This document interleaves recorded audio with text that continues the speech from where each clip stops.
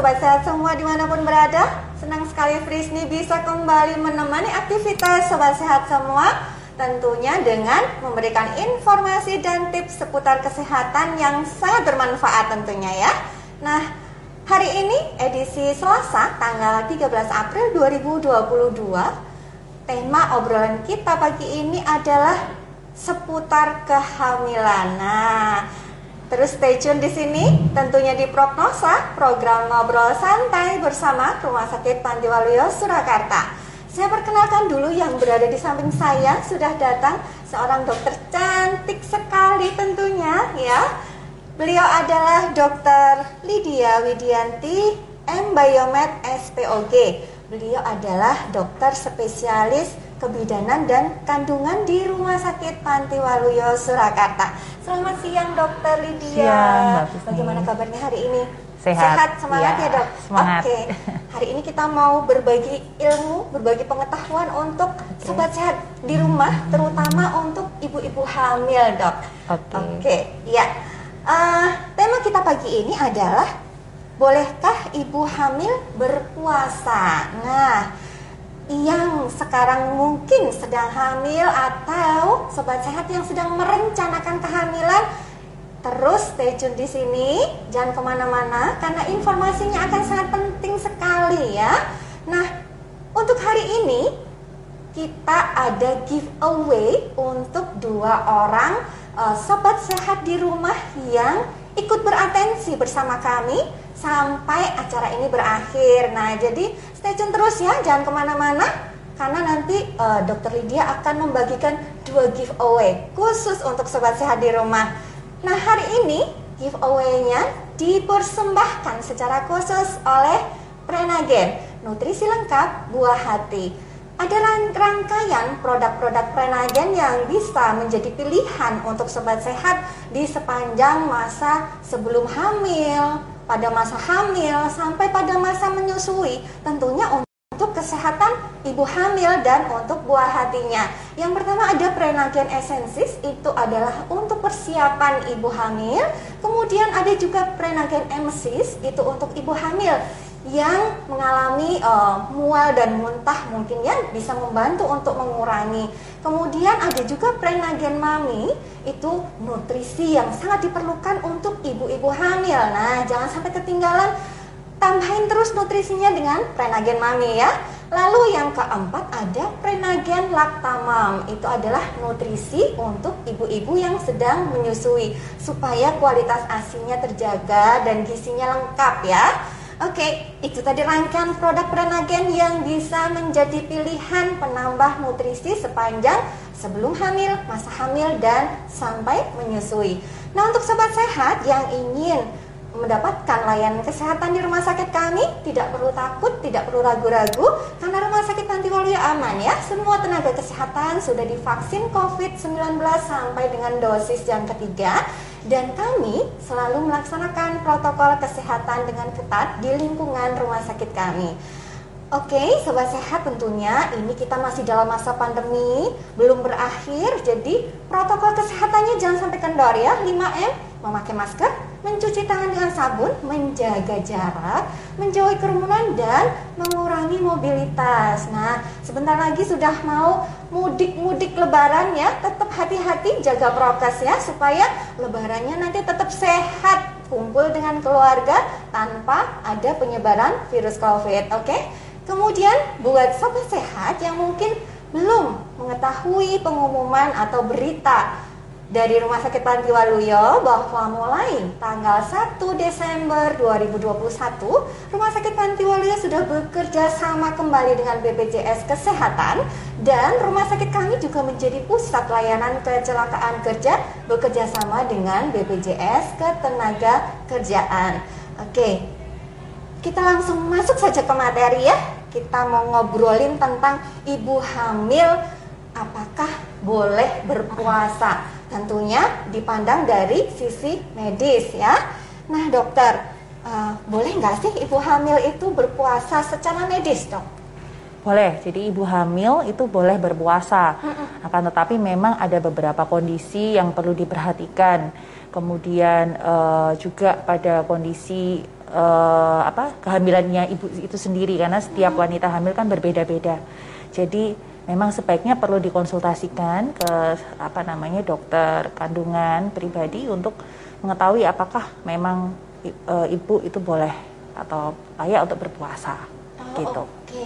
Pada dasarnya boleh ya, Pada Dok? dasarnya boleh. Tetapi harus konsultasi dulu dengan dokter kandungannya atau mungkin bidan yang menangani gitu ya, Dok? Ya, kurang lebih seperti itu. Oke, baik. Nah, dokter, pada kondisi kehamilan yang seperti apa seorang ibu hamil itu aman untuk melakukan puasa, Dok? Karena mungkin kan berpuasa ini kan asupan makanannya jadi berkurang, kemudian minumnya atau cairannya yang masuk juga berkurang. Nah, ini pada kondisi seperti apa seorang ibu hamil ini akan aman untuk berpuasa, Dok? Oke, jadi kita bagi berdasarkan trimester ya. Jadi trimester 1, 2, dan 3. Pada trimester 1, seperti kita ketahui pada wanita hamil cenderung terjadi mual muntah. Dan hal itu disebabkan oleh karena perubahan hormonal, di mana ada hormon beta HCG, hormon kehamilan yang sangat tinggi pada kondisi hamil di trimester 1. Dengan kondisi demikian, tanpa berpuasa pun ibu biasanya kan memang mudah mual, dan juga, mudah sakit mah ya, mudah sakit mah, sehingga dengan berpuasa akan otomatis menambah mualnya, menambah sakit mahnya. Nah, apakah ada pantangan benar-benar nggak boleh di trimester 1? Enggak sebetulnya. Jadi dilihat dalam cara intake makanannya. Jadi pada saat trimester 1, kalau memang ibu itu ingin sekali berpuasa sementara dia juga mual dan muntah, ya diatur. Jadi memang konsumsi obat mah saat buka, saat sahur, kemudian juga minum susu ya. Jadi itu untuk menetralisir asam. Kemudian saat berbuka dan saat sahur itu makannya sedikit-sedikit tapi diulang. Jadi memang supaya pergerakan usus dan lambung itu tetap berlangsung selama buka dan sahur, sehingga meminimalisir mual dan muntah yang bertambah berat saat puasa. Tapi kembali lagi ke ibu tersebut, jika misalkan dengan sudah dicoba seperti itu, sudah minum obat mah, kemudian juga sudah mengatur makannya saat buka dan sahur, tetap mual muntah, bahkan muntahnya bertambah, ya memang sebaiknya ditunda dulu berpuasanya. Kemudian pada trimester 2 juga sama ya, hampir mirip dengan trimester 3. Pada prinsipnya selama kehamilan tersebut terjadi perlambatan dalam pengosongan lambung dan usus, sehingga ibu hamil di setiap trimester ya, tapi memang yang terberat sih trimester 1, trimester 2, 3 pun juga memang akan kadang-kadang muncul kok gampang mual, kok apalagi setelah trimester 3 kok makan sedikit aja sudah rasanya kenyang seperti itu. Benar. Ya karena pengosongannya lambat. Nah, sehingga dengan berpuasa pun kan otomatis nanti asam lambung akan meningkat dan akan memicu juga mual dan muntah, padahal sebenarnya sudah tidak mual muntah. Nah, ya itu prinsipnya sama, mengatasinya sama dengan yang saya katakan tadi, makanya sedikit-sedikit sering saat setelah berbuka itu, kemudian mengkonsumsi obat mah, kemudian minum susu ya, jadi supaya menetralisir asam. Dan dilihat kalau memang setelah dengan pola makan seperti itu, minum obat masih juga kok malah jadi mual muntah, malah semakin parah. Jadi intake makannya juga jadi lebih sedikit daripada yang dimuntahkan, sehingga ya sebaiknya ditunda dulu berpuasanya. Walaupun memang kemungkinannya seperti itu lebih kecil daripada saat trimester 1. Oke. Jadi sebenarnya kalau di trimester 1 ini karena memang bawaannya itu kalau orang Jawa kata ngidam gitu ya, Dok, masih masa-masa ngidam gitu. Jadi mual muntahnya memang lebih berat daripada masuk ke trimester kedua, apalagi trimester ketiga ya, Dok. Betul. Tetapi tetap harus diperhatikan kondisi lambung tadi ya, jangan sampai malah mahnya menjadi tidak terkontrol gitu ya, Dok ya. Ya, betul. Oke. Dokter, ini ada sobat sehat di rumah yang ingin mengajukan pertanyaan untuk dokter dari Mas Heri. Usia kandungan berapa seorang ibu hamil yang boleh berpuasa, dokter? Oke, jadi seperti yang saya katakan tadi, memang dari trimester 1 pun juga sebenarnya sudah boleh berpuasa. Akan tetapi itu semua harus dalam pemantauan dokter kandungan. perlu dipantau perkembangan janin di trimester 1 ya, bagaimana. Jadi sesuai enggak dengan kurva pertumbuhannya.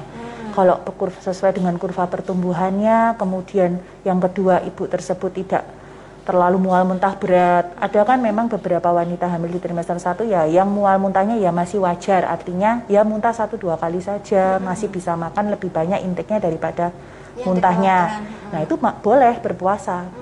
Nah sambil dipantau ukuran perkembangan janinnya lewat USG. Nah itu jadi kalau ukurannya bertambahnya sesuai, kemudian dia masih bisa makan daripada muntahnya lebih sedikit, ya tetap boleh berpuasa dari trimester 1. Berarti aman ya dok? Aman, iya. Oke. Nah dokter, ada pertanyaan lagi dari Mbak Arinda Widinia. Manfaat positif dari ibu hamil yang berpuasa itu apa ya dok? Dari sisi medis tentunya ya dok. Oke. Jadi manfaat positifnya otomatis kan si ibu tersebut lebih bisa mengontrol makan. Apalagi di trimester 2 dan 3, khususnya mungkin di 2 menuju 3 ya. Efek positifnya, jadi yang biasanya inteknya itu akan lebih sedikit dibanding saat tidak berpuasa, sehingga kalau pada kehamilan yang ini menginginkan sekali persalinan normal kan diharapkan kan bayinya jangan terlalu besar. Dengan dengan puasa kan otomatis biasanya kebanyakan kalori yang didapat lebih sedikit kebanyakan, sehingga ya bayinya jadinya nggak terlalu besar. Itu efek positifnya begitu. Jadi kemungkinan untuk bisa lahir normal lewat panggul itu masih lebih tinggi, lebih besar ya dok. Oke baik. Nah dokter, tadi kan dikatakan di tiap trimester itu ada kebutuhan khusus yang harus dipahami oleh ibu hamil yang ingin berpuasa. Nah sebenarnya apakah puasa ini bisa menimbulkan resiko di dalam sebuah kehamilan dok, mungkin untuk janinnya atau untuk ibunya gitu dok? Ya jadi kembali lagi pada prinsip bahwa inteknya tetap harus terjaga, asupan kalorinya tetap terpenuhi, baik untuk si ibu maupun untuk si bayinya. Kan itu adalah hal yang sangat penting. Jadi itu prinsipnya di situ. Jadi kalau selama itu inteknya terpenuhi, kemudian pertumbuhan janinnya juga sesuai dengan kurva pertumbuhan yang sewajarnya, kemudian tidak sampai menimbulkan muntah hebat, dehidrasi seperti itu, tidak masalah. Jadi tidak ada bahaya yang sangat mengkhawatirkan gitu ya dok. Yang berbahaya bila ya itu tadi dengan puasa itu malah terus muntah terus, kemudian makannya jadi berkurang, kemudian pertumbuhan janinnya sehingga mengakibatkan pertumbuhan janinnya biasanya nggak sesuai dengan intake yang kemudian yang kurang tidak, itu sesuai dengan standarnya ibu hamil tadi, janinnya jadi kemungkinan pertumbuhannya tidak sesuai dengan kurva normalnya gitu ya dok. Oke baik. Nah dokter, ada pertanyaan lagi nih dok dari kedainya Mbok D. Adakah pengaruh pada janin bila ibu hamil berpuasa? Nah ini tadi yang baru kita bicarakan ya dok. Si janin ini kira-kira kalau ibunya berpuasa kemudian tidak mengkonsumsi sesuatu apapun dalam kurun sekian jam gitu, kira-kira ada sesuatu yang terjadi dengan si janin ini nggak dok di dalam perutnya? Jadi memang saat berpuasa, jadi misalkan kondisi ibu ini katakanlah baik ya saat berpuasa, kan memang bayi belum tentu baik seperti itu. Jadi prinsipnya dari ibunya dulu. Jadi dengan ibunya bisa makan cukup saat sahur, kemudian saat buka, jadi makannya intake kalorinya cukup. Meskipun harus berpuasa ya, jadi dengan intake kalori yang cukup, biasanya otomatis ke bayinya pun juga tetap dapat intake kalori yang cukup. Nah, kalau ibunya muntah-muntah, kemudian nafsu makan jadi menurun ya, misalkan dengan berpuasa itu terus pas buka sahur nafsu makannya menurun, otomatis akan jadi berdampak buruk ke bayinya.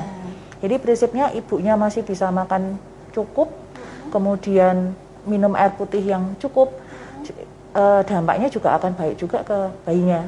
Jadi tidak akan berdampak buruk ke bayinya. Tapi itu tetap dengan pengawasan dari dokter kandungan masing-masing ya. Dan mungkin kalau selama berpuasa ada sesuatu yang dirasakan tidak nyaman di badannya, mungkin bisa dievaluasi gitu ya Dok. Apakah termasuk puasanya dilanjutkan apa tidak, gitu ya betul. Jadi sekuatnya ya, artinya tidak boleh kalau sudah lemes rasanya sudah kayaknya bangun aja sudah berkunang-kunang, sudah geliyeng gitu, ya jangan dilanjutkan. Jadi artinya badan tuh harus merasa fit, ya. Jadi tidak boleh dipaksakan, karena kalau dipaksakan otomatis si janin juga akan terpaksakan juga untuk dipaksakan untuk puasa. Ada seseorang yang lain di dalam tubuh si ibu ini ya Dok, nggak hanya ibunya aja gitu ya.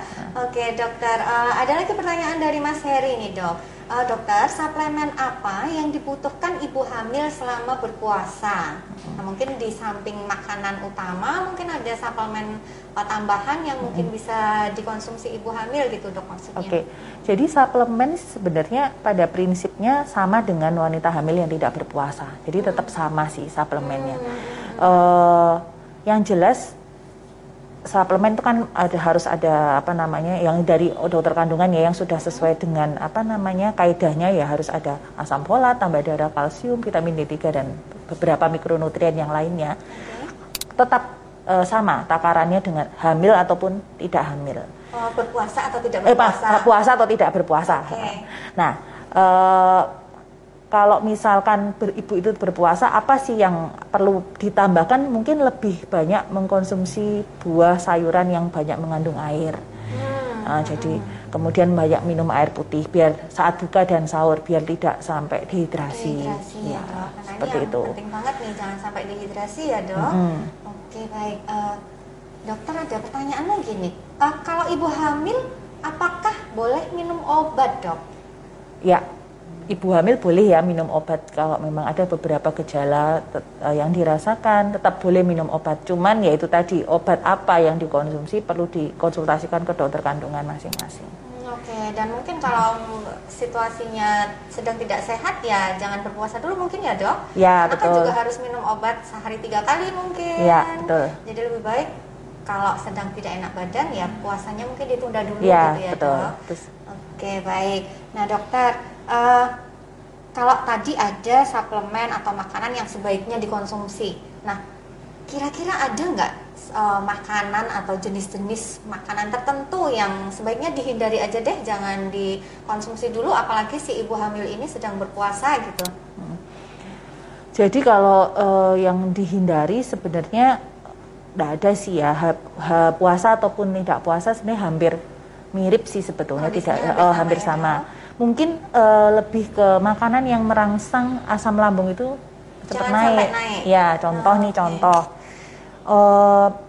Pas buka yang dimakan misalnya buah dulu. Mungkin lebih ke teknik makannya, lebih ke teknik metodenya.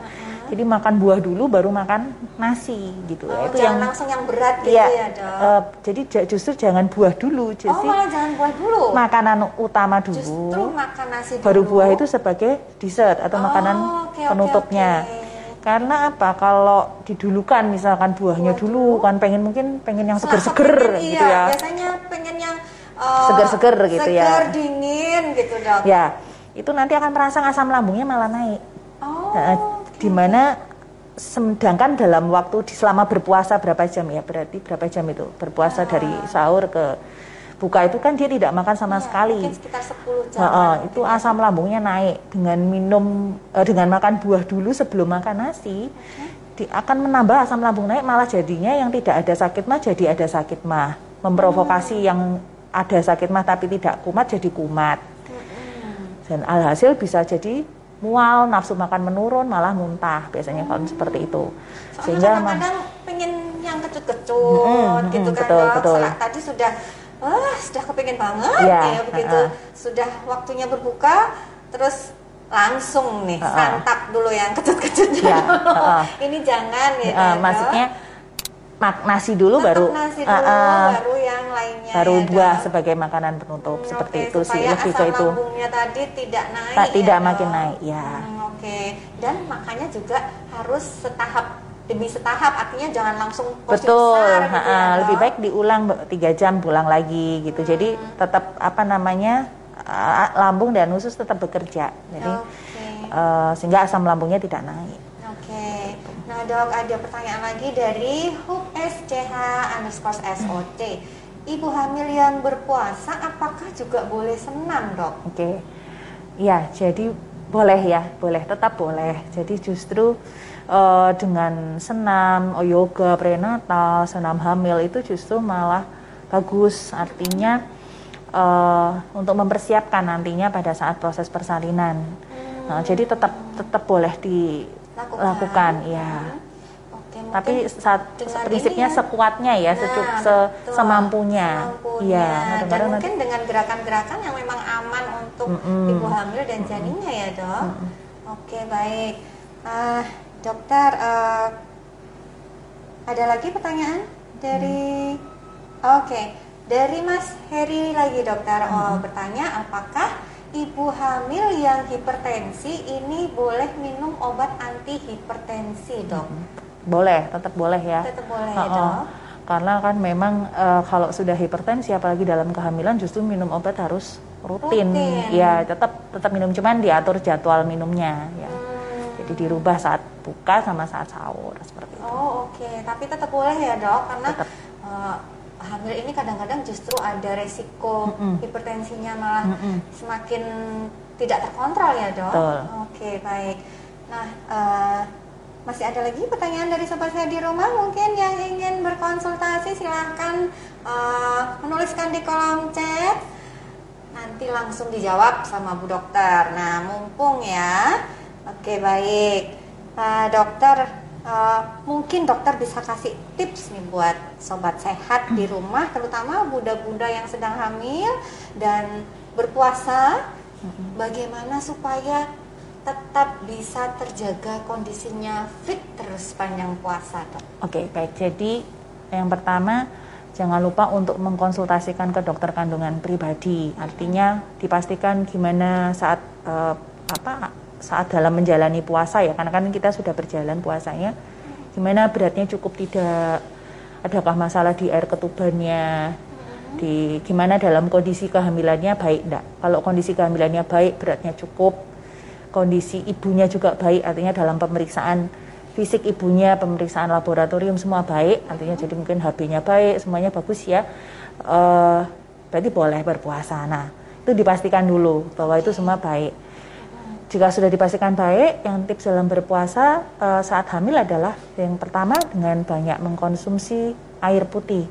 Minum air, jangan lupa kurang lebih 1,5 liter per hari.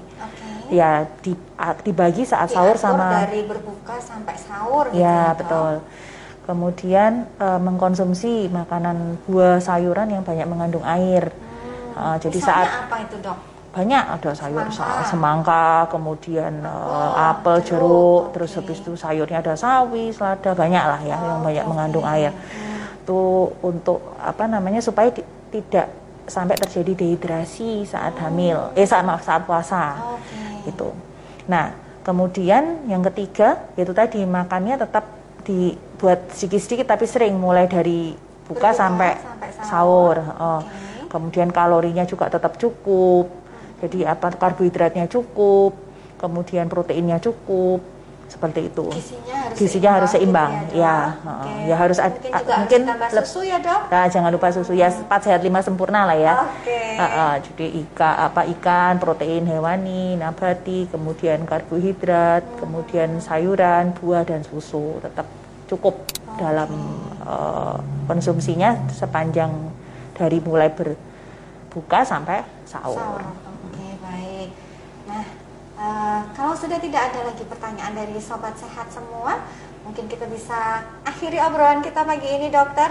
Terima kasih sekali. Sama-sama. Informasi ilmu yang sudah dibagikan kepada sobat sehat semua. Semoga apa yang kita obrolin bermanfaat ya dok. Dan sobat sehat di rumah bisa terus sehat meskipun tetap berpuasa dalam kehamilan. Nah, seperti tadi yang sudah dijanjikan bahwa di akhir acara ada giveaway untuk 2 pemenang. Nah, Dokter Lydia silahkan memilih 2 pemenang dari sobat sehat yang tadi beratensi untuk bisa mendapatkan giveaway dari Prenagen dok. Tadi ada Mas Heri yang banyak sekali pertanyaannya. Oke, giveaway yang pertama buat yang paling banyak pertanyaannya Mas Heri ya. Oke, yang selamat pertama untuk Mas Heri ya, dapat giveaway dari Prenagen. Mungkin kalau istrinya sedang hamil, nah pas banget nih dapat giveaway-nya dari Prenagen. Semoga bermanfaat ya Mas Heri ya. Kemudian yang kedua, dokter. Oke, yang kedua ini untuk pertanyaan yang bagus nih. Satu ya, tadi ini Hope apa ini? Hope SCH_SOC. Oke, selamat untuk Sobat Sehat dengan kode HUP SCH_SOC juga mendapatkan satu giveaway dari Prenagen.